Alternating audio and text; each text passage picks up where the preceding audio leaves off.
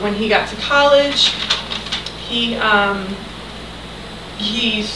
had a ministry, but it took a little different turn. So in 1990, he went on his first mission trip to Greene County, Alabama.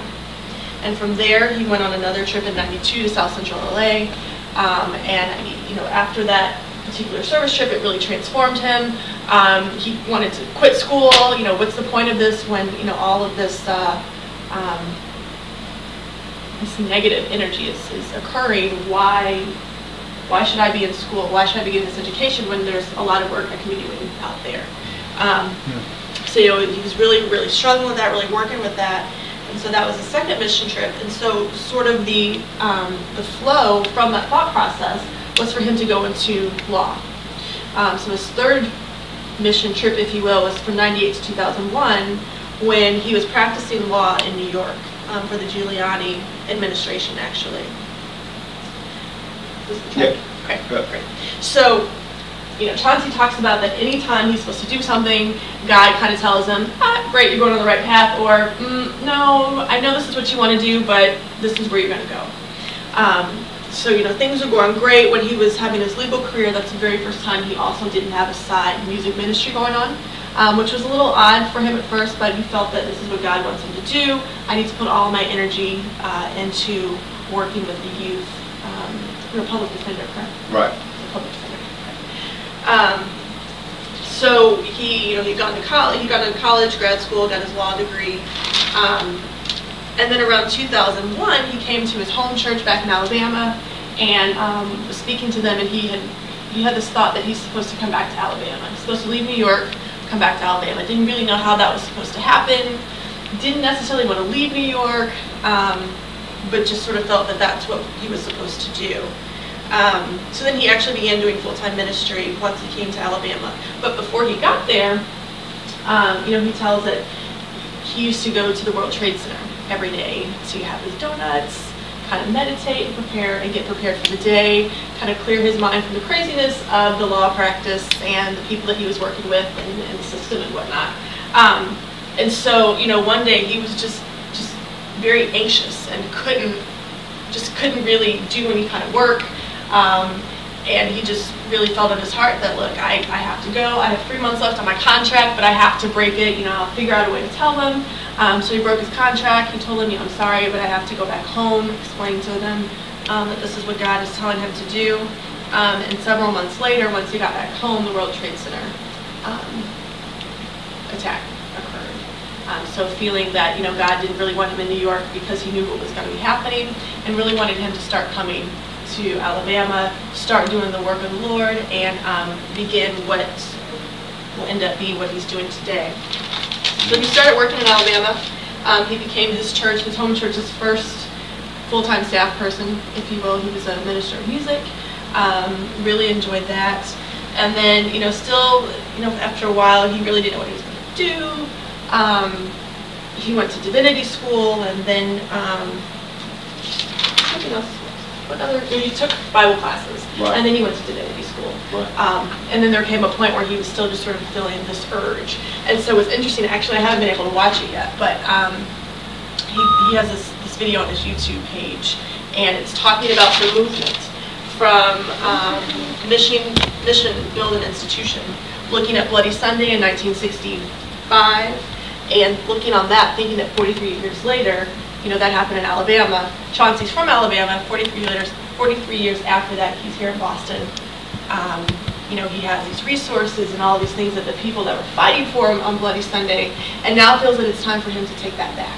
Mm-hmm. So, there was a movement of moving people from the south up to the north, and now with this new entity, he wants to be able to take those resources, take the knowledge, and take his what he's been called to do, and migrate back, if you will. So that's sort of the cyclical nature of all of this. He started in Alabama, came north, went back down, came back up, and somehow this is going to span the globe, which, you have a staff person in Oregon, so integration, and just really wants all of this to permeate throughout, so that everyone can, like we said earlier, understand that you don't necessarily have to be in church to be a part of a church community. Is there anything you want to add? No, that's perfect. Great. So today's goals are to think about each entity here. We have our vision. We want to think about the mission, and perhaps you can sort of help with this a little bit. Okay. And really come up with some goals, and to figure out how we can help Chauncey and all of you do your jobs to get to this vision. If I could talk about the rabbit hole, that might get us our mission. Sure. Because what happens with the three companies is that they exist on different points of the same spectrum. And I've been using this expression. I started using it after I saw the movie The Matrix. Morpheus speaks to Mr. Anderson about the rabbit hole, and then there's this really dramatic moment where Morpheus, after having been caught by the agents, is finally brought by Trinity to the place where Morpheus is. He walks up this several flights of stairs. He walks into this room. Morpheus is there with his jacket. He sits him down, and they have this face-to-face meeting, and Morpheus basically explains how Mr. Anderson got there, but the point is to present Mr. Anderson with a choice, a red pill and a blue pill. And what that pill represents is leaving the matrix, leaving the traditional way of thinking, leaving the old paradigm, leaving the old model, leaving the old corporate way of thinking to a kingdom way of thinking. And so the process of moving from the grid or from the matrix to a point of where you're in Zion, you're in the kingdom, is called going down the rabbit hole. So the first rung, the first thing at the top is publishing. The publishing company is the first entity that you should encounter. Most people who will find me will be introduced to me by something that the publishing company produced. A book, a pamphlet, a brochure, a flyer, a video that was produced by the publishing company that speaks to the issue of going down the rabbit hole. It's the exact same motion that Morpheus takes when he has these two pills in his hand, and he's basically asking the question that Jesus asked of the disciples at Galilee. We see what you've done so far. We see what your level of success, we see what your level of contentment and purpose is with the lives that you've chosen on the matrix. What if I could show you how you could support yourself by living from your passion? What if the dream that has been on the inside of you since the beginning of time could actually not only fuel your finances, pay your rent, buy your food, but what if it could be a light that shines from within you to the rest of the world? So this first rung is the publishing company, CME, Chauncey Glatter Incorporated. The second rung is the studio, where people who have agreed to break off the matrix aren't just subscribing to the idea like a multitude. I consider the people on the first rung of the publishing company the multitude, followers, I'll call them.